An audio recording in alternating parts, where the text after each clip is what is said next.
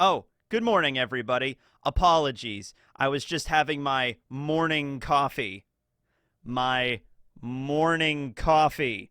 Yeah, that's a visual gag. If you're listening to this on a podcast, you have no reference right now. Oh well, I guess I'll just have a sip of my coffee and then we'll get into it. Sip. All right, I'm just gonna set that down right there. All right. Okay, but seriously though, we gotta get to business, all right? It's October 3rd. We are in the fourth quarter of 2025, and I have a lot of devil fruits I need to go over. That went by fast. I remember at the beginning of the year, I was like, oh, I'm going to go through every single devil fruit in the story. It's okay. I got 12 months to go through them all. Hey, we actually made a pretty sizable dent, all things considered, all right? I have like a checklist over here on my little whiteboard, and yeah, we made some progress. So in terms of paramecias, not counting Oven's Netsu-Netsu No Mi that we're going to be discussing today, how many do we have left? We have 1, 2, 3, 4, 5, 6, 7, 8. We only have 8. 8 after this, Paramecia. So that's it. And I've already tackled Gunko's arrow fruit and Summers' thorn fruit. So they're at the end. So we already took care of those. So yeah, we have 8 more after this. Now, after that, we got to go to the Zoans. All right. Now, the Zoans look like a daunting task at first. Like right here, we have like this list of all the devil fruits. We have this big gap right here. Like these are all the dinosaur zones or the dragon zones that are actually dinosaurs that we see at Wano. These are all going to be like one video, all right? I'm going to group the zones together so like all the dinosaur zones get their owns. Now, when it comes to mythical zones like Marco's and Yamato's and Sengoku's, those are going to be their own individual videos because like I could talk about the mythical creatures they're based off of. I feel like I could do more about that. But when it comes to like all of the dog zones are going to be their own videos. All of the bird zones are going to be their own videos. So I don't exactly know how many of those I have when you account for all of those. But yeah, I think it's possible. And we've done all the Logias, unless Oda reveals another Logia. But other than that, we have talked about all the Logias. So we might be able to pull this off. And so let's get rolling today. Today, we are going to be talking about Charlotte Oven, the minister of browned foods. And he rules over Yakigashi Island, which, hold on, let me just double check what that means in Japanese. Yakigashi means baked goods, also known as something. Oh my god! Oven is canonically running a bakery! He's a baker, ladies and gentlemen. Oh my god, has this day finally come? Have we finally met an actual honest-to-God character that's canonically making baked goods in this story as a job? It's his job. Do you think he gets paid for it? Do you think Big Mom pays her family? You know, it's like, or is it more of just like out of duty? It's just Big Mom. Does Big Mom, do you think, pull the card of like, I'm the one that gave birth to you and you're going to run that island over there and you're going to be the minister of whatever and you're gonna like it, damn it, because I carried you in me for 9 months, mama. I think Big Mom probably pulls that card, I would imagine, right? So, I don't think they get paid. But anyway, Charlotte Oven is the 4th son of the Charlotte family. Perospero, of course, being the first son, then Katakuri, Daifuku, and Oven. So they are triplets, and Oven is the youngest of said triplets, okay? Also, I want to ask a question at this point. Do you think when Big Mom names her children, like his name is Oven, and he has the devil fruit ability of the heat fruit, right? So, like, I don't know if he had that devil fruit ability. Like, he obviously wouldn't have had it when he was born, right? Unless Big Mom, like, got the devil fruit and, like, the baby's first meal was like, you know, babies aren't supposed to have solid food. And Big Mom's like, I don't care. I need to have strong children, and starts feeding Oven. Maybe she grinds it up and puts it in the bottle, and, like, there you go. Now Oven has the power of the Netsu-Netsu No Mi, because the name is very on point. Or do you think, like, maybe Big Mom names her kids and then goes out of her way, like, okay, his name is Oven, so we have to find a heat-based devil fruit. Like, we have to. There's no debate on this. He has to have that power, or else it just means nothing, right? Then again, not always. Like, Daifuku has the power of the genie devil fruit. He could just summon a damn genie. Daifuku's name means like a type of pastry that's filled with like red bean paste, because he is the minister of beans. All right, so his ability has nothing to do with that. But with Oven, it was right on the nose. It lined up really well with that one. All right, so Oven has a very special place in the world of One Piece because his devil fruit is probably the single most used devil fruit in all of the One Piece franchise. A devil fruit that allows the user to manipulate heat in some way, shape, or form. It shows up at least 4 different times, not in the core canon of the manga, either in filler arcs in the anime, or in movies, or in One Piece premiere show plays that they have at Universal Studios Japan. You know what I mean? It pops up a lot, okay? And, I mean, if you want to include the other devil fruits that involve heat and fire, like Ace and Sabo's Mera Mera no Mi and Akainu's Magu Magu no Mi, the upgraded form of that, we have even more devil fruits that revolve around fire or heat, okay? So let's just go through them all, because why not, right? Okay, so we have Ace and Akainu. Those are the other ones, if you want to include those. Then we have Don Asino, who is the main villain of the Ice Hunter arc in the anime. And don't let the name fool you. He has the power of the Atsu Atsu no Mi, meaning just quite literally the hot fruit. And he could heat his whole body up to insane temperatures. He was a high heat human, and he could throw balls of heat. Not really sure how you throw balls of heat, but Nami manages to do it with her climate act, so why not? I'm sure he could do it too, right? He could also, like, be kind of immune to lava and magma. He couldn't, like, create magma. He wasn't, like, Akainu's ability, but he had, like, you know, he was immune to magma because his whole body was, like, super high temperatures, right? Okay. So that was Don Asino. Probably the most famous, probably the most well-liked, I think, character out of all of the filler characters that have a heat-based power. Then we have Bear King.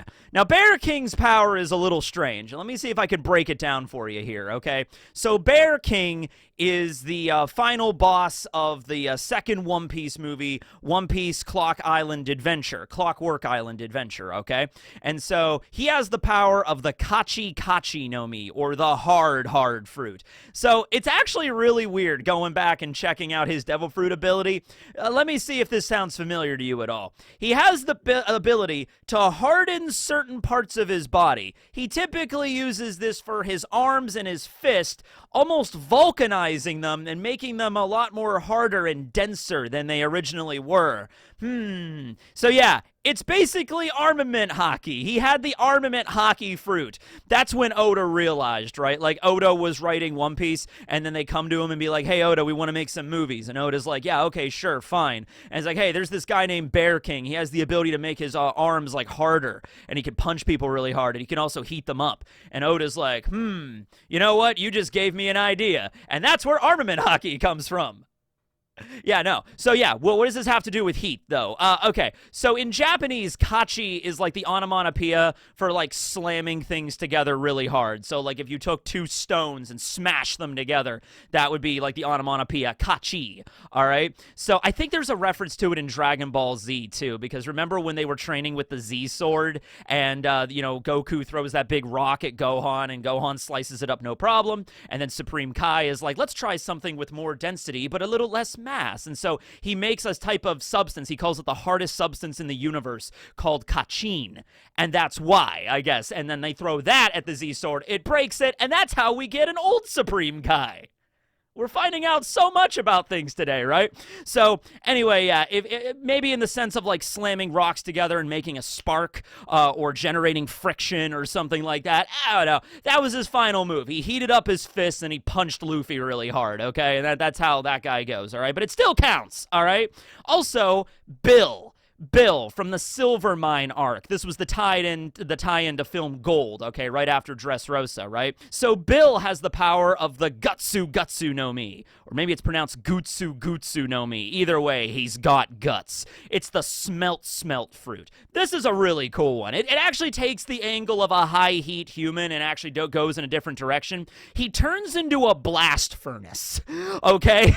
He turns into a blast furnace human, which makes it really confusing convenient to level up your smithing skill. But also, he can take various objects and, like, pull them into himself. And he hulks out into, like, not quite Red Hulk, but not regular Hulk. He's Pink Hulk. He Pink Hulks, all right? And he's like, my name's Bill, you know? So that's a pretty intimidating form, if nothing else, to, like, eat a bunch of raw ore and then turn yourself into a blast furnace. Like, all right, I'm okay with that. That's fine. That's Bill's ability. Now, you might be thinking there's no more. Well, there's one more at the very least. Okay, so when I said that earlier, the One Piece premiere shows, okay, so these are a tradition that have been going on, I think, since 2010 in Universal Studios Japan, which I did not get a chance to go to last time I was in Japan, which was the first time I go to Japan, but maybe the next time I'll be there. So they always do these One Piece shows in the summer, and they are plays. And by the way, we need to talk about the One Piece premiere shows sometime. I need to make a dedicated video about them, because the plots of some of these are cracked as fuck, all right? They're absurd, but we gotta talk about them. They've been going on for, like, since 2010 all the way up there. There was just one this year that actually I think is still ongoing. I think it's going until October 6th, and it's October 3rd. So if you live in Japan and you haven't seen the One Piece premiere show 2025, I hear Kobe's gonna be in this one, so you go ahead and go check it out, right? At any rate, there is a character in the 2018 premiere show by the name of Bounty, all right? And Bounty has the power of the Bana Bana no Mi, the Bana no Mi, burner no Mi, and it allows him to generate heat and flames the more jealous he becomes. So he's kind of like a parallel to Sanji in a way, where Sanji's love and passion allow him to light his foot on fire. It's kind of the same idea, except it's jealousy and envy rather than passion. So that's the power of Bounties, Bana Bana no Mi, as seen in One Piece premiere show 2018, okay, at Universal Studios Japan. All right. But yeah, those are all those ones. We have a lot of fire and heat-based devil fruits in this story. But you know what? Oven is the coolest one, because number one, he's canon, and number two, he is officially running a bakery. Oven has to wake up at 2 a.m. every single day to make sure those croissants are nice and lightly toasted. Perfect amount, not overly burned, not undercooked, right? He's got to do all that on top of dealing with Luffy and everybody, and attending the tea parties, and leading the charge at Cacao Island. This is a busy man. He does not sleep very often. Actually, considering the amount of raw energy output that Oven can yield with that devil fruit, as we're going to get into in a second, he might actually not need to sleep. Okay, so, he's got a few techniques, right? I'm not gonna bore you with the details. He can heat things up, all right? He touches a piece of metal, he casts heat metal. He touches a building, he casts heat building. And then he goes over and he puts his hands in the ocean and he casts heat ocean. Yeah, he could do that shit. So let's talk about that, right? Let's talk about that. All right. So he's got this technique called Tropical Torment. Really sick name for sure, okay? What he does is he goes over, plunges his forearms into the ocean, very much like similar to how Kiji uses his Ice Age ability, right? But he just plunges his arms into the ocean and then boils the entire ocean. The whole thing, the entire just boils. No, okay, that would be crazy. Although the range on this isn't quite that big, but it's big. It's several hundred meters easily, if not like even maybe a kilometer. Like if you want to say he reduced the entire ocean of like a kilometer radius around Cacao Island to a rolling boil, I would believe you, because the fire tank pirates were attempting to escape in their ship, the Nostra Castello, and it affected the ship like instantly, and then all of the sun pirates that were under the water, and there's other techniques that he has too called hot sea torpedo, which he just fires like plumes of heat, and that struck Watatsume, and that really hurt. So he's just like boiling the entire ocean around Cacao Island almost instantly. Hold on a moment. We need to discuss this, okay? Now, I am not a physicist, but I've been reading a lot, so please let me know if I'm incorrect about any of the stuff I'm about to say. But water is really good at retaining heat, at absorbing heat, okay? You know, that is why when you want water to boil, it's not something that usually happens right away. I mean, unless you're using, like, absurd amounts of heat, right? Like, if you're ever making pasta, which I just did the other day, you get a pot, you fill it with water, you put it on the stove, you crank the stove top to as hot as it'll go, but it doesn't matter. Does that water boil in 2 seconds flat? No. And if it does, once again, your oven might be running on plutonium or some shit, right? But no, I would say typically I turn that burner on as hot as it'll go, and I already put hot water on the pot. It's probably going to take like 5 to 10 minutes to get that water boiling, to get it to 100 degrees Celsius or 212 degrees Fahrenheit for all my American viewers, which I am also an American, but I just think 100 degrees Celsius makes more sense. 0 freezing, 100 boiling. Wow, that was simple. 32 and 212. Yeah. That's awesome. Anyway, so it takes a while for water to boil, right? It's something that retains heat very, very well, okay? So for the idea that Oven can just stick his arms in a random spot of water and the entire water for like, let's not go a kilometer, but let's say at least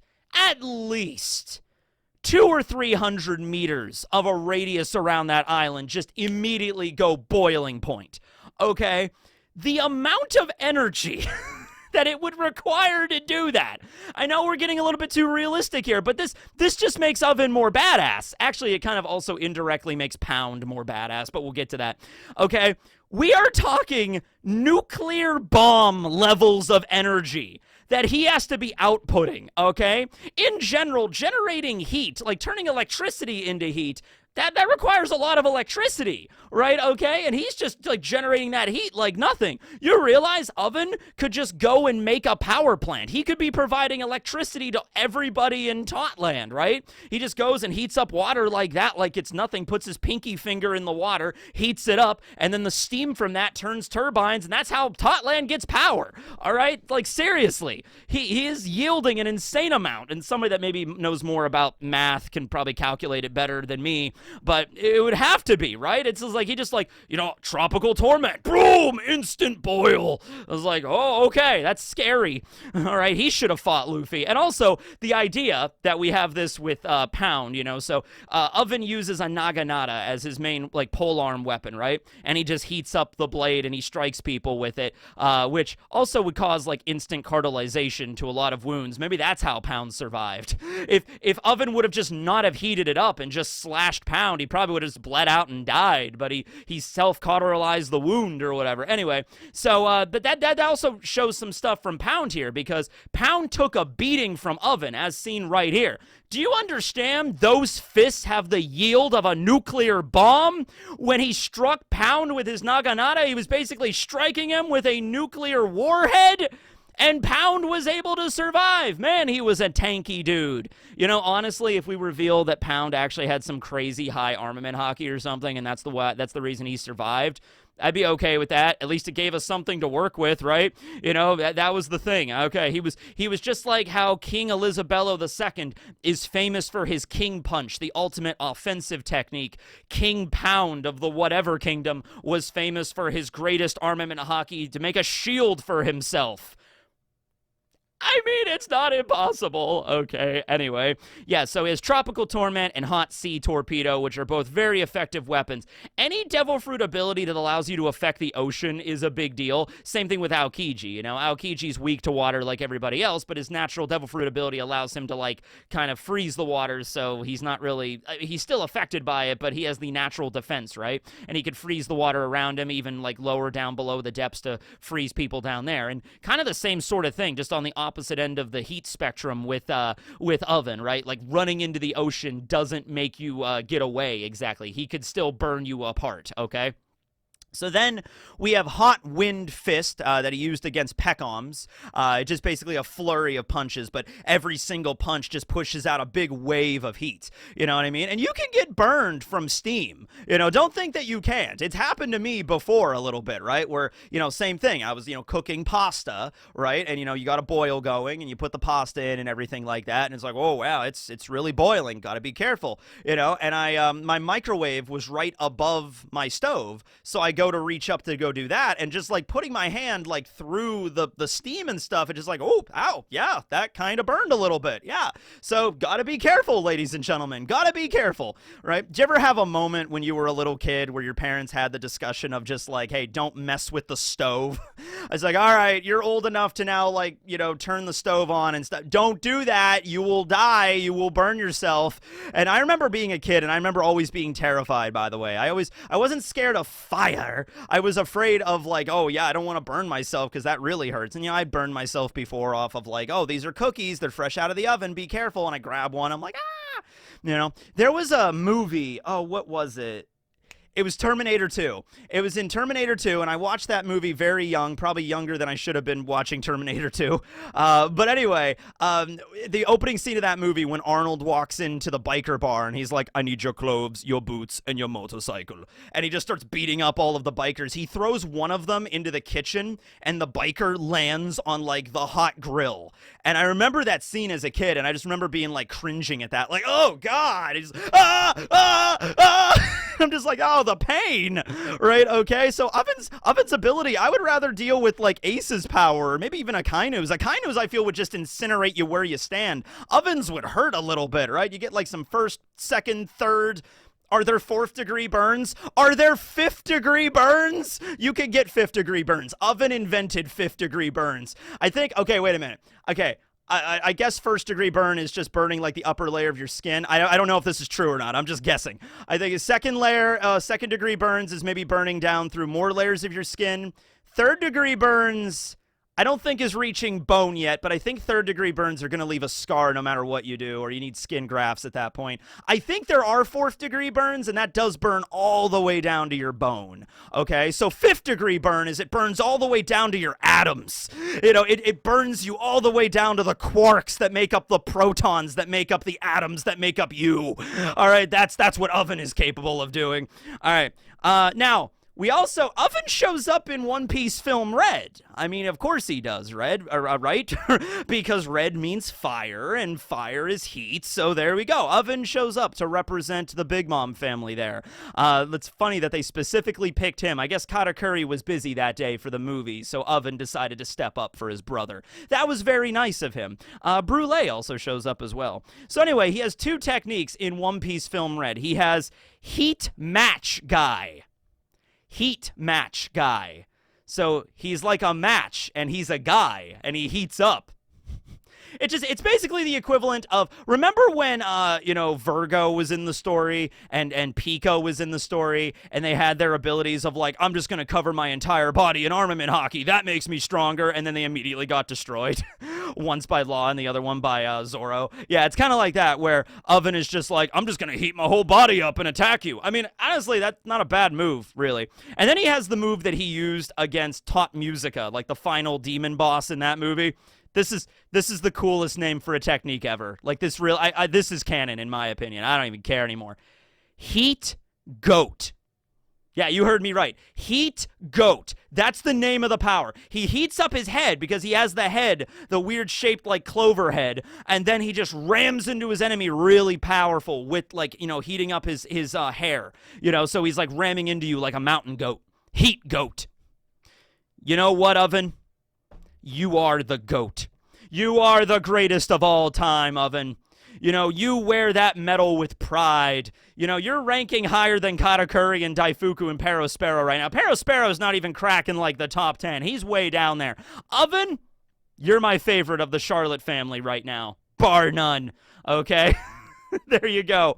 Yeah. So, in terms of an awakening, I mean, he can heat up like the entire surrounding ocean of an island. How much more awakened can you get at that point? I don't think you can. I think Oven is already canonically awakened. That's probably why he was able to like stand his ground as long as he was against everybody, right? He put up a fight at the end of the arc, right?